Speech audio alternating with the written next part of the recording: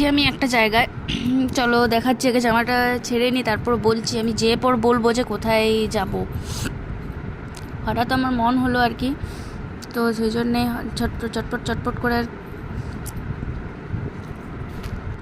Ready হয়ে আর বেরিয়ে পড়লাম। এই যে গেট খোলার সাথে সাথেই আমার বাহন চলে এসছে। ওইটি দেখো তাকিয়ে আছে, ভাবছি কোথায় চলে গেল রে বাবা।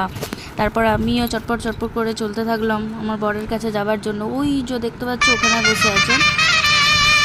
তারপরে ওকে সঙ্গে নিয়ে আর হাঁটতে থাকলাম। তারপর ওর এক বন্ধু চলে এলো, যার জন্য আমি এগিয়ে গেলাম। ওরা দুজনা পেছনে আসছে, আমি এগিয়ে গেলাম। আর আমাদের এই রাস্তায় প্রচুর ভিড়। তারপর যেখানে এলাম সেখানে এসে দেখি দোকান বন্ধ। মানে আমার অবস্থাটা কি বুঝতে পারছো। তারপর ভাবলাম ফুচকা খেয়ে নিই। আবার ফুচকার দোকানে আলু শেষ।